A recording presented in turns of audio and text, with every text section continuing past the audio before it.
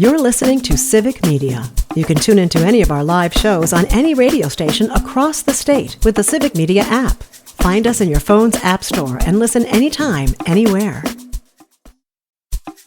This is your WCFW Daily News Roundup for 105.7 CFW in Chippewa Falls and 93.5 The Tap in Eau Claire.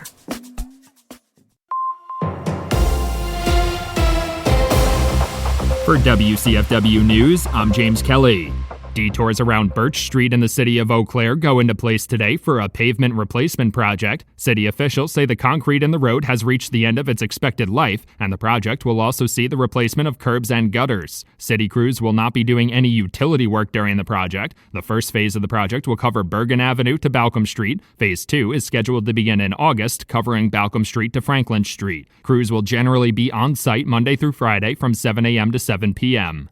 Pierce Pepin Cooperative Services has announced the recipients of second quarter grant funding through Pierce Pepin Cares. The Spring Valley Fire Department and Durand Fire Relief will each receive a $500 grant to strengthen fire prevention efforts. Ellsworth Ambulance Service will receive a $2,500 grant to purchase chest compression equipment. Staying Put Inc. will receive a $1,000 grant to support programs that help seniors remain independent, and another $1,000 grant will help provide area kids with essential items like winter coats.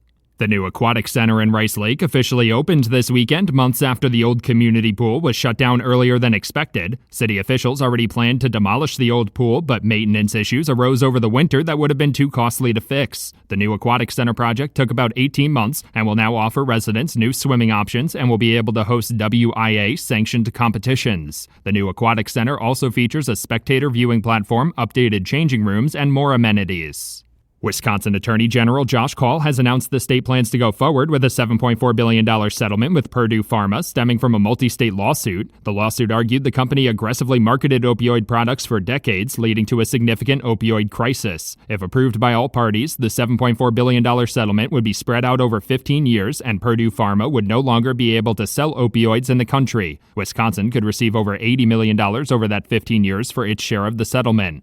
Wisconsin could see a sharp-tailed grouse hunt for the first time in years this fall. Last week, the Wisconsin Department of Natural Resources Sharp-Tailed Grouse Advisory Committee met to review population data and make their recommendation to the agency. The committee decided to recommend a hunting season for the first time since 2018. They say conservation and habitat restoration projects over recent years have helped the sharp-tailed grouse population bounce back. If approved by the DNR, the hunt would be held from October 18th to November 9th. The Wisconsin Supreme Court ruled that Attorney General Josh Kaul does not need permission from the state legislature's Budget Committee to settle certain civil lawsuits. The unanimous ruling on Tuesday found that the measure signed into law 6 years ago by outgoing Governor Scott Walker was a separation of powers violation. The years-long legal battle was based on the Attorney General's power to settle environmental or consumer protection cases. In the ruling, the court said the legislature cannot assume for itself the power to execute a law it wrote. The Chippewa Falls Public Safety Committee met with representatives from flock safety cameras this week. Organization officials say they're hoping to show the city some of the benefits flock camera technology can have for law enforcement authorities. There are some flock cameras installed in nearby municipalities, including Rice Lake. Organization officials said the footage from those flock cameras has already led to a number of arrests. City officials raised a number of questions about privacy and data security, as well as concerns about possible Fourth Amendment violations.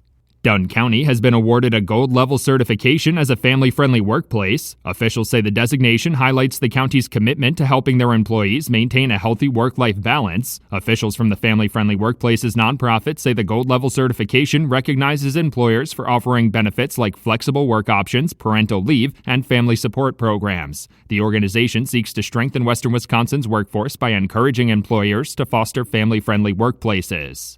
Officials from Planned Parenthood say some of their locations in Wisconsin could close if the proposed federal budget bill passes. A measure in the proposed budget would prevent residents from using Badger Care to pay for the services they receive at Planned Parenthood, which could include routine health care or annual checkups. On top of losing that revenue, anti-abortion groups are also still looking for ways to close facilities that provide abortion services after state courts determined that an 1849 law did not ban consensual abortion in the state. The Wisconsin Department of Natural Resources is accepting applications for the Shooting Range Grant Program. The program seeks to provide financial assistance for safe and accessible firearm or archery recreational shooting opportunities. The grant funding has previously been used for things like renovating backstops and constructing indoor ranges. The DNR plans to disperse $600,000 among grant recipients. Anybody interested in the program must contact DNR officials before submitting their applications by July 15th. For WCFW News, I'm James Kelly.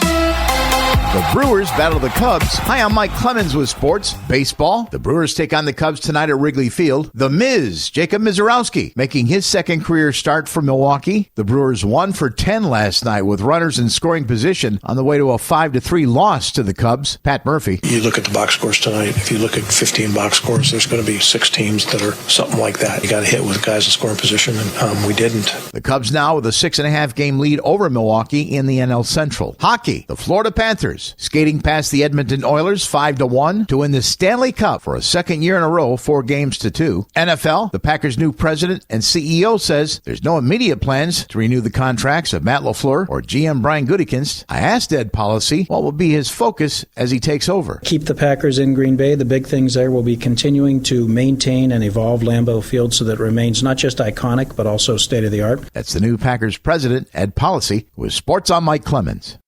On your entertainment beat, I'm Pete Schwaba. Warren Beatty and Barbra Streisand have known each other for over 70 years. While talking to The New Yorker, the Star is Born actress said that she and Beatty had a fling after they were both famous, and when pressed as to whether or not they actually consummated the relationship, she said they slept in the same bed a few times, but she honestly couldn't remember if they actually did it. I'm sure they only made it to second base. The subject of someone's weight is always touchy. Do you tell them they're getting a little tubby or keep it to yourself? In the case of Arnold Schwarzenegger and his son Christopher, the Terminator decided not to say anything. Schwarzenegger says his son is lean now, but he and Christopher's mom, Maria Shriver, decided to suggest healthy foods and exercise instead of telling him he was 30 pounds overweight. I've seen photos, and that's a conservative estimate at best. At the recent inaugural Beecher Vitality Happy and Healthy Summit, Christopher attributed his weight loss to giving up bread for Lent.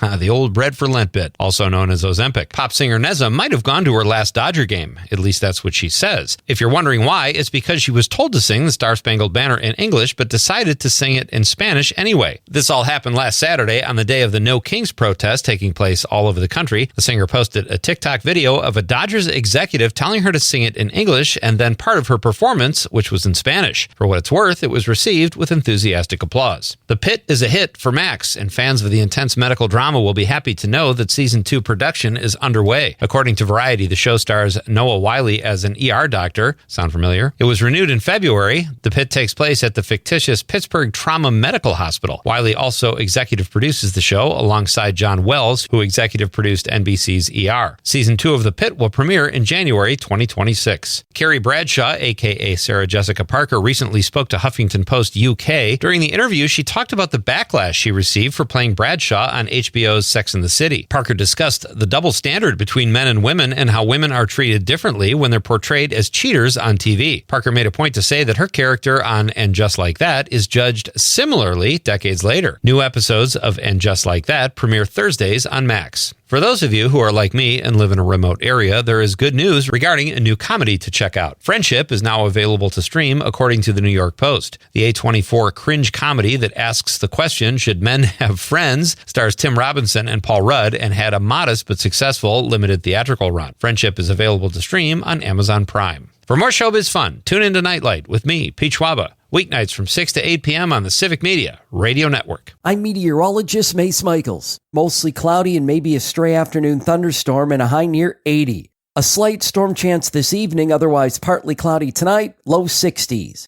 More sunshine for Thursday, warm and muggy with a few showers and thunderstorms by Thursday night. Highs mid-80s. It's 69 degrees right now.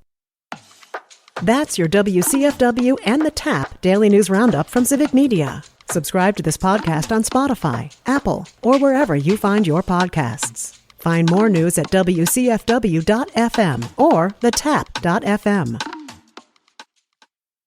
The national news cycle never stops.